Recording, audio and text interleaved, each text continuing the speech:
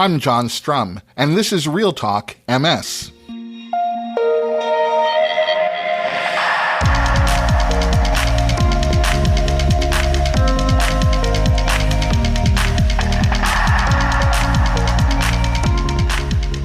It's July 14th, and we have a lot to talk about. Depression stops people from engaging in life. It can stop them from showing up at work, meeting up with their friends, even staying connected to their family. 1 out of every 2 people living with MS will experience depression at some point in their MS journey, but there may be an effective treatment that doesn't require another infusion, another injection, or even another pill. Welcome to Real Talk MS. This week, I'll be joined by Dr. Robert Motl, the principal investigator in a study that's taking a novel approach to managing MS-related depression, and Kelly, who lives with progressive MS, participated in this study and realized her depression had vastly improved. But before we get to my conversation with Dr. Motl and Kelly, there are a few other things that you should know about. Last April, the MS community was excited to see Fernando Mendoza taken as the #1 pick in the NFL draft. Fernando's mother, Elsa, lives with MS, and it was everyone's hope that Fernando would raise awareness of MS as he had been doing all throughout his college career. Well, that's how it started. Let me tell you how it's going. Last Thursday, Fernando and his family donated $500,000 to the University of Miami Miller School of Medicine to support MS research through the Mendoza Family Fund. This $500,000 donation will be used to help launch a first-of-its-kind MS stem cell transplantation trial this fall at the Miller School's MS Center of Excellence. Training camp hasn't even opened, and Fernando Mendoza is already walking his talk, demonstrating that he's a lot more than your average rookie. We'll look forward to hearing more from him as his NFL career kicks into gear. The good news is we have over 20 FDA-approved disease-modifying therapies to treat MS. But the not-so-great news is they all have the same limitations. You have to take these drugs for life, or at least most of your life. They offer incomplete protection against disability progression, and they struggle to hit the chronic inflammation deep inside the central nervous system. That's why the California Institute for Regenerative Medicine has just awarded a $7.49 million grant to Dr. Lily Yang and her research team at UCLA to further their development of a treatment for MS that flips the script. It's a universal, off-the-shelf CAR-NKT cell therapy that fights MS on 2 fronts. So let's break down what this is really all about. Traditional CAR-T therapies, which have done wonders in cancer research and are currently undergoing multiple clinical trials for MS, well, these therapies work by wiping out the bad B cells that produce the antibodies that mistakenly attack myelin in an individual with MS. Dr. Yang's therapy does that too. It engineers cells with a chimeric antigen receptor to target a protein that lives on the surface of B cells called CD19. But here's why this therapy is a double threat. In MS, B cells aren't the only problem. There are also inflammatory myeloid cells that attack the damaged areas in the central nervous system and drive progression. Regular CAR-T cells ignore these myeloid cells, but Dr. Yang's platform uses natural killer T cells, or NKT cells, and these cells have a natural receptor that detects and attacks those inflammatory myeloid cells. So you have one therapy that kills those misbehaving B cells and clears out the chronic inflammation that's causing the actual damage to the nervous system. And because these cells can survive in the body for months or even years, the goal isn't just to manage symptoms. The goal is to cause an immune system reset.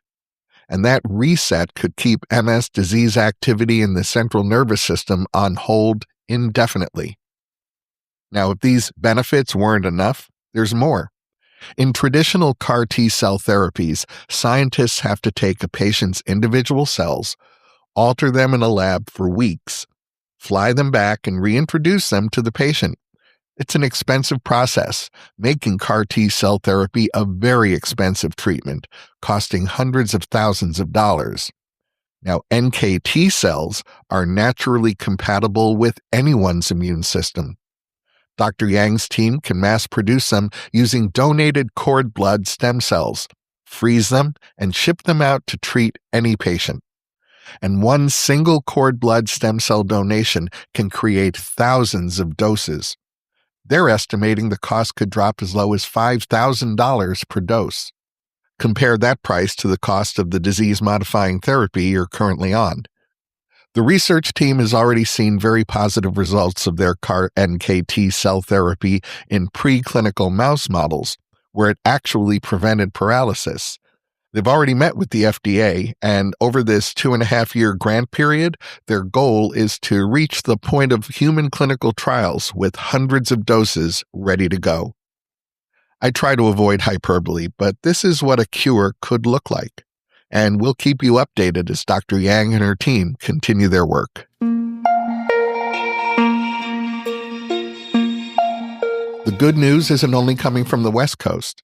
On the East Coast, Dr. Yaoying Wu, an assistant professor of biomedical and chemical engineering at Syracuse University, has been awarded a National Institutes of Health, or NIH, grant to develop an innovative class of nanoparticle therapy to treat MS. Today's MS disease-modifying therapies broadly suppress your immune system to stop it from attacking your myelin. It works, but it creates a massive side effect, leaving you more vulnerable to everyday infections and other complications. But what if scientists could find a way to re-educate the immune system instead of just turning it off? That's exactly what Dr. Wu's project, officially titled Tolerogenic Dendritic Cell Membrane-Coated Nanoparticles for Precision Multiple Sclerosis Therapy, is designed to do. So, let's take a minute to break down this project with the rather long and somewhat confusing name. In our bodies, we have a specialized class of immune cells called tolerogenic dendritic cells. Think of these cells as the peacekeeper in your immune system. Their natural job is to look at the body's own tissues and tell the rest of the immune system, well, this stuff belongs to us, so don't attack. In other words, they promote peace and tolerance. What Dr. Wu is doing is creating synthetic nanoparticles and then disguising them in the actual physical cell membranes harvested from these peacekeeping dendritic cells. Now, because the nanoparticles are wearing the native cell membrane like a coat, literally like a disguise, they carry all the same surface proteins and molecular keys. And when these disguised nanoparticles enter the body, they mimic the peacekeeper cells perfectly. They interact directly with rogue B cells in the immune system and deliver a highly specific molecular message. They say myelin is a friend, not a foreign threat. Do not attack. That's what immunoengineers call a cell mimetic strategy. Instead of shutting down the whole immune system to protect your nervous system, you're target training the immune system to tolerate myelin again, leaving the rest of the body's natural defenses fully intact to fight off normal colds, viruses, and more serious infections. Dr. Wu has received an NIH R21 grant. Now, R21 grants are specifically designed for high-impact, exploratory novel research. It's the ultimate proof-of-concept funding. Dr. Wu and his team at Syracuse University's Bio-Inspired Institute are using this grant to build out the preliminary data required to take this to larger-scale manufacturing and eventually human clinical trials. This cutting-edge MS therapy represents a paradigm shift away from broad immunosuppression toward total precision. We'll be tracking Dr. Wu's progress as he and his team create a new class of nanoparticle therapy for MS. Early treatment with a high-efficacy disease-modifying therapy is increasingly being recognized as an important step when it comes to improving long-term outcomes for people living with MS. But the astronomically high cost of these DMTs creates a serious barrier to access, not just here in the United States, but around the world. That could be changing. A major Scandinavian clinical trial called Overlord MS has provided the first high-level, randomized, double-blind proof that a low-cost, off-label therapy is just as effective as one of the leading high-cost standard disease-modifying therapies on the market. We're talking about rituximab versus ocrelizumab, or if you prefer to use their trade names, it's Rituxan versus Ocrevus. First, let me share some quick background. Both of these drugs are monoclonal antibodies that do the exact same basic job. They deplete B cells, which are the immune cells that are most responsible for driving the inflammation in relapsing MS. Ocrevus, of course, is FDA approved specifically for MS, and it's been shown to be highly effective. Rituximab, on the other hand, is an older drug that was originally approved for lymphoma and rheumatoid arthritis. For years, neurologists in places like Sweden and Norway have been prescribing rituximab off-label for MS because it's so much cheaper. But there's never been a gold standard, randomized, double-blind, head-to-head trial to definitively prove that rituximab works just as well as Ocrevus. That is, until now. The Overlord MS trial followed newly diagnosed relapsing MS patients across Norway and Sweden for 30 months using both clinical assessments and MRI. And the result? Total clinical equivalence. Rituximab showed comparable efficacy and safety to ocrelizumab. It protects the brain and stops relapses just as well, but at a tiny fraction of the cost of Ocrevus. The Overlord MS trial proves that highly effective MS treatment can be delivered without compromising patient outcomes or breaking the bank. And there's another story to report here. Because both of these drugs wipe out B cells, and because B cells are the primary hiding place for Epstein-Barr virus, which we know is a major trigger for MS, the biomaterial collected from the Overlord MS trial is being funneled directly into the broader European EBV MS research initiative. Scientists are using these exact same patient samples to map out how B-cell depletion alters the EBV-related immune mechanisms that drive MS. Well, this story represents a real victory for publicly funded, independent academic research. It proves that scientists can design a more sustainable, equitable path forward for the global MS community. And it gives doctors the hard evidence they need to advocate for affordable, early, high-efficacy treatment for everyone, no matter where they live or what their insurance looks like. If you'd like to review the details of the Overlord MS clinical trial, you'll find that link in today's show notes. You know, today's episode has focused on evidence-based, cutting-edge biomedical breakthroughs.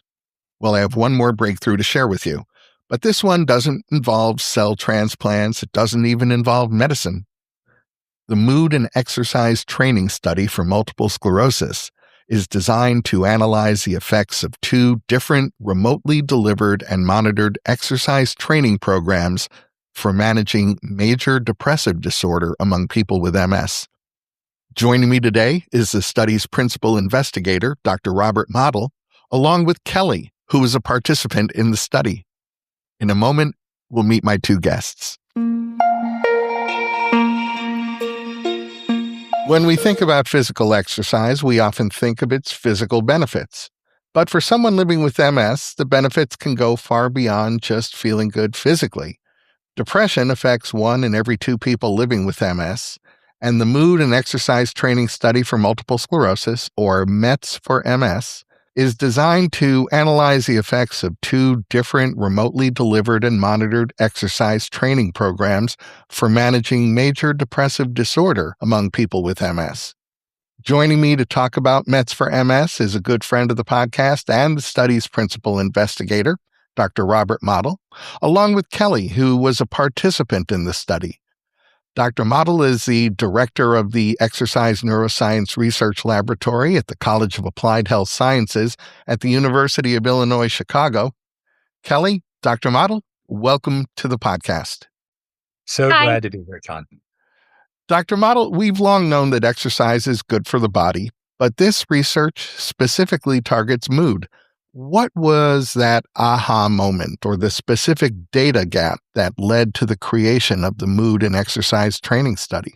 That's a great question, John. There were really two things that motivated the METS for MS study. One of the observations was that there's a wealth of research showing that exercise can improve depressive symptomology in people with multiple sclerosis. Yet none of the studies that we reviewed specifically focused on people with MS who had major depressive disorder.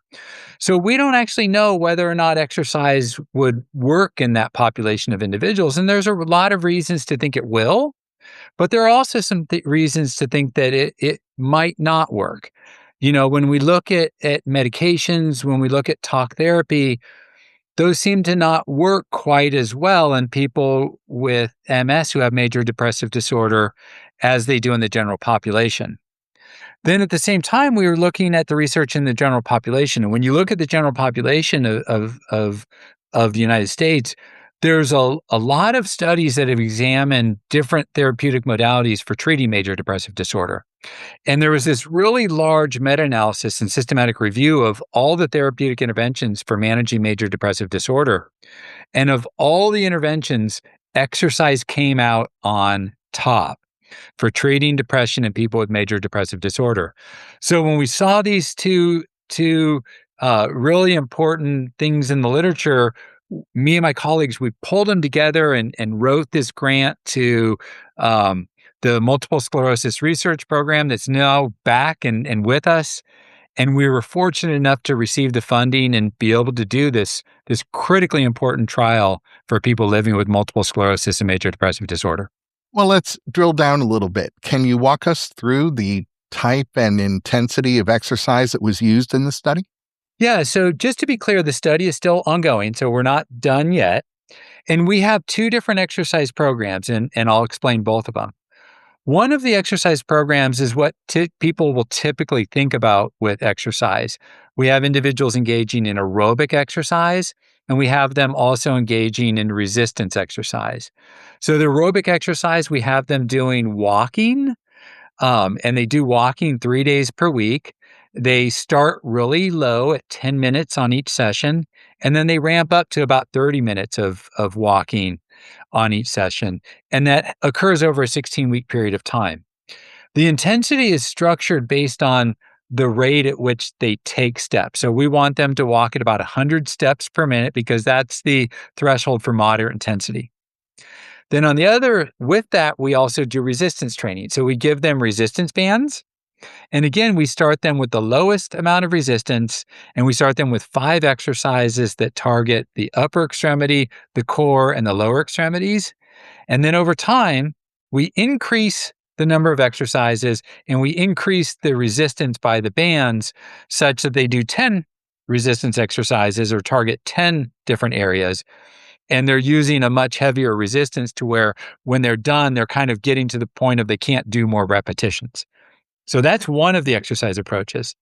The other exercise approach that we've learned that a lot of people with MS like is stretching to improve range of motion and flexibility. And a lot of people tell us that they have a lot of stiffness. It impacts their ability to do everyday life tasks. And it's really something that they struggle with. And so this other program is very, very specifically developed based on guidelines that the National Multiple Sclerosis Society put together. And we give people a simple set of exercises to start with. And we start with, a small amount of time on those exercises.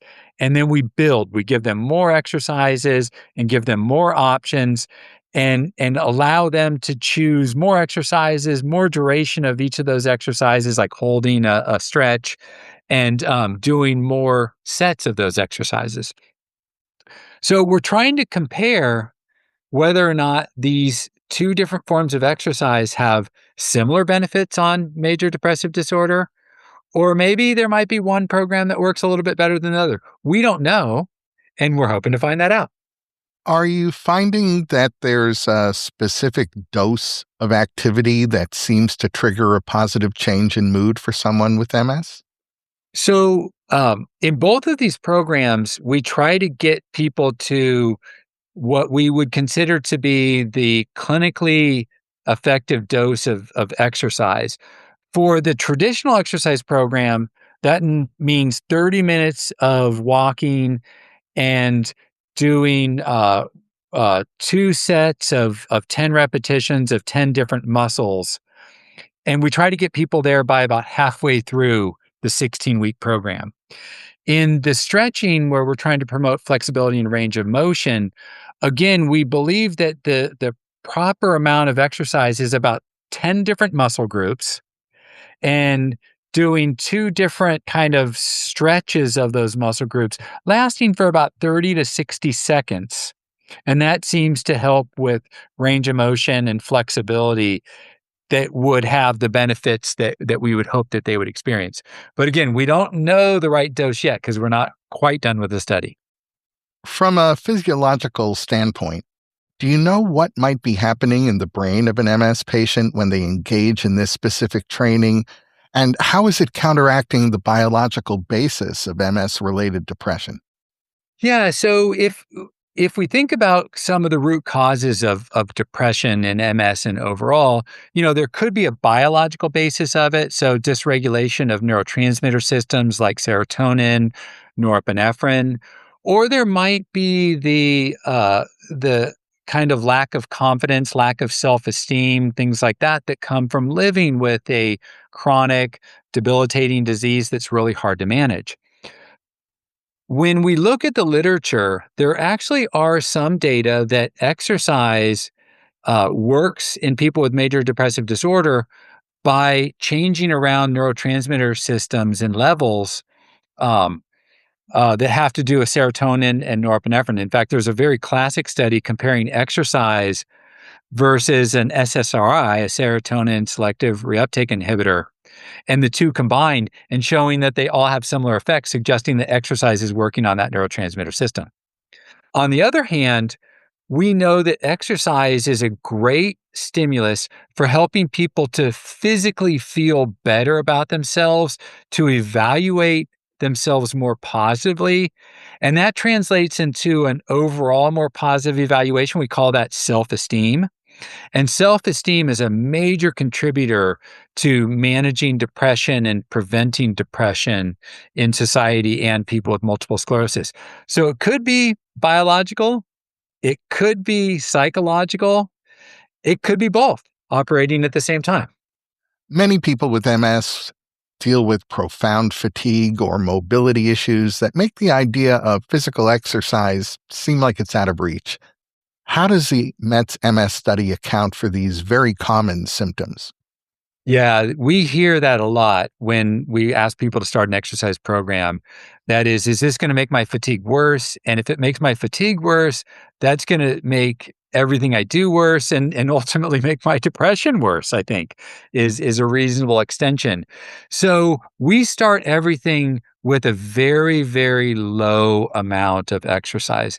We start it with, something that's akin to about 10 minutes of exercise 3 days per week. And we start low because we want to see how people respond to that. Some people, that's the perfect amount, right? And we're just going to start them there and slowly build them up. Some people will tell you after the first 2 weeks of doing 10 minutes 3 times per week that this is not enough. It's not pushing me. And we build them faster.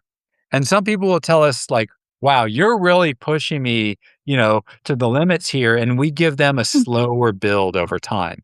So we do that because we don't want to uh, drain someone's physical and mental reserves and ultimately cause them to have more fatigue and that translate into more problems in everyday life.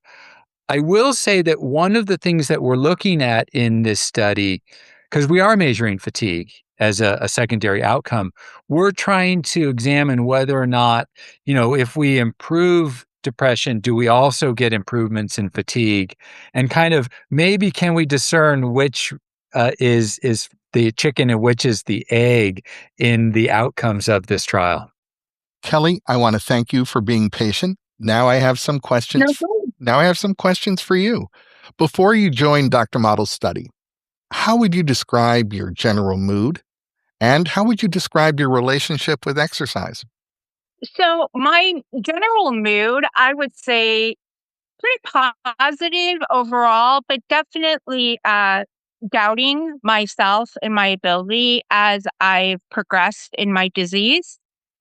I've definitely my struggles have become more apparent, and so my self-esteem is fairly low. As far as my depression, I don't know that I ever saw my lower self-esteem as part of the depression, but after the study, I definitely see the correlation. So that would be my effect as far as mentally. As far as physically, fatigue definitely has always been an issue for me since diagnosis.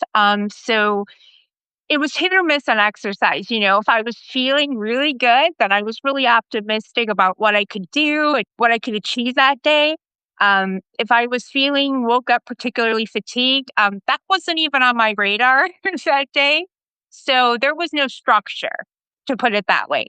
No real structure, no organizing my day around it to see how that affected the rest of my day by doing it daily. So that was definitely kind of where I was going in.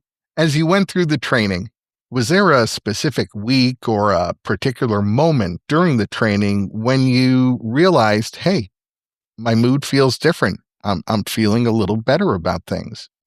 Yes, definitely. Yeah, I was at about week 1, maybe 10 days in, and what I realized when I was doing the stretches on that day, every day prior, it was kind of just like a job. I was going to do it, and whatever the effect was from doing it, great. If it was positive, I felt better, great. If I didn't, okay.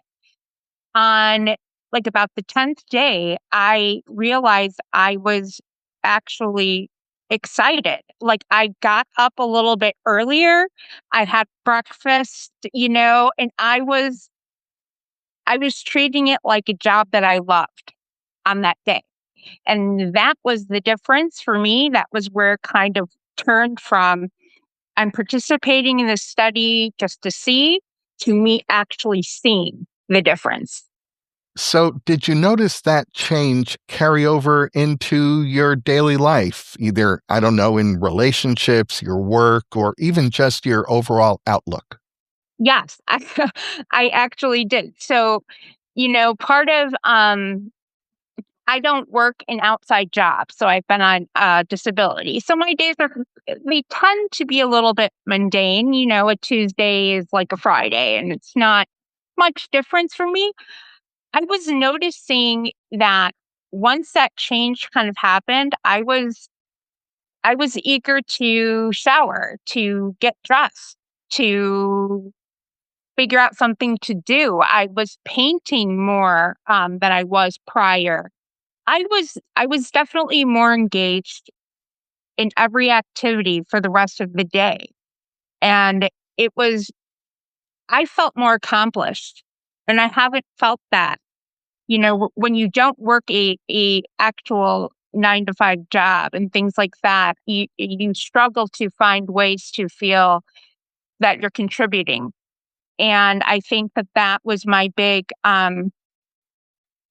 depressive element for me is that I didn't feel part of the human race. I didn't feel part of that rat race. Everyone's trying to get out of it when they're in it, but I was like aching to get back in. And this gave me a little bit where I could find my new purpose and I could find things in my day that made me feel complete. It made me feel less disabled, less dependent, and more independent. That's amazing. For someone who is listening to our conversation right now, maybe they're feeling stuck in MS related low mood, physical inactivity. What's the one thing you wish someone had told you before you started this training? I wish that someone told me that it doesn't have to look the same for everyone. I'm very spastic, I'm very spastic on my right side, and I'm not going to be able to complete these stretches the same way that the next person will. But it doesn't matter. I'm not competing against other people. I'm just doing things that are really good and beneficial for me.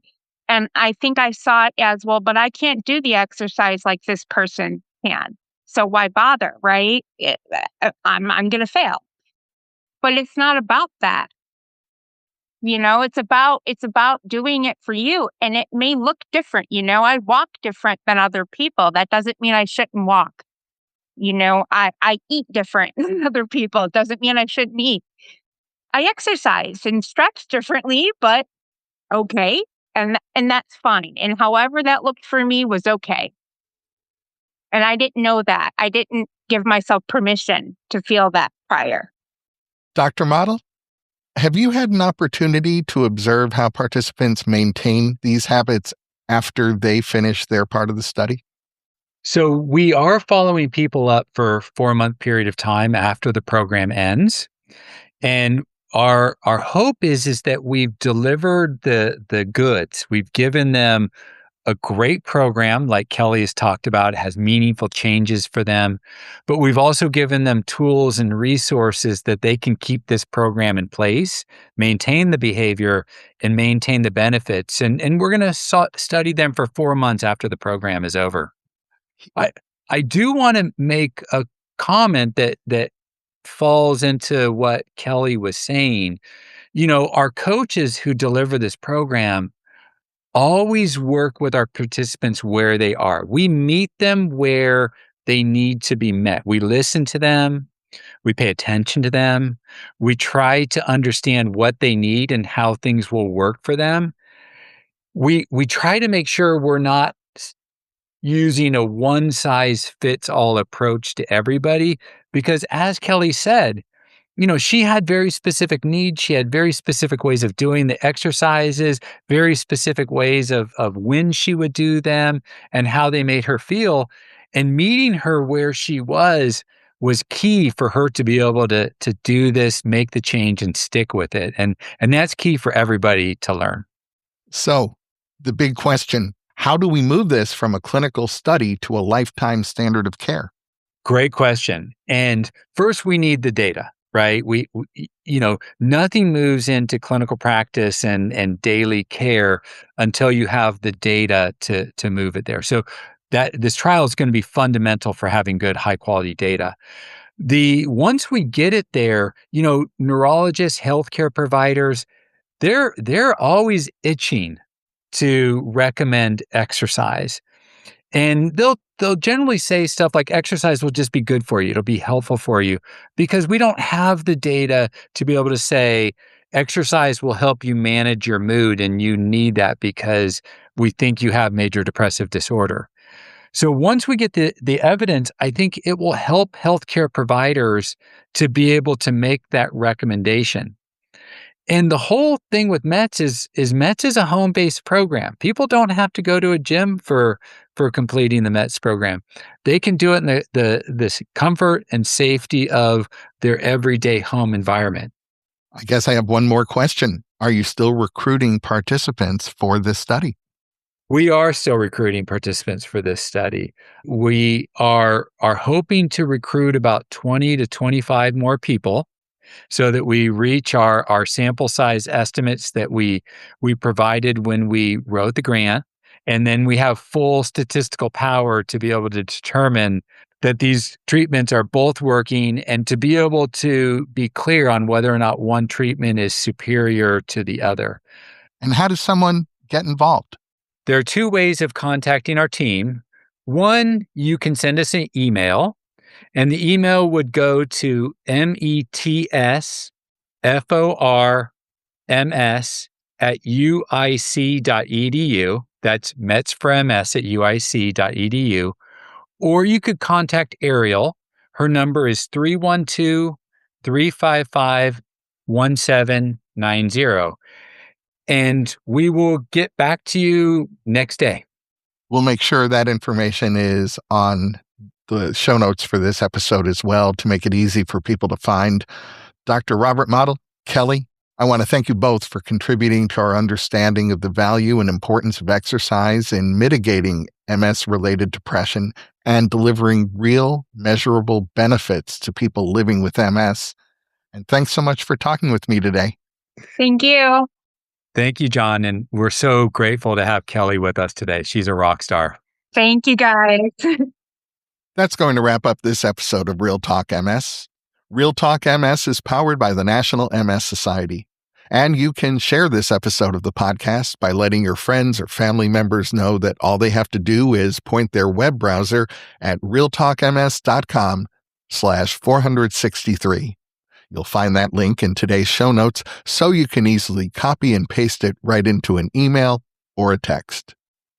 Liat Shalom was diagnosed with MS in 2021 at the age of 30. Rather than letting her diagnosis define her, Liat picked up her pen and began documenting her journey in a graphic memoir titled Unraveled. I hope you'll join me next week when we'll meet this self-described, award-winning graphic novelist, MS advocate, and professional smartass. I'm John Strum. Thanks for listening. Stay safe and make healthy choices.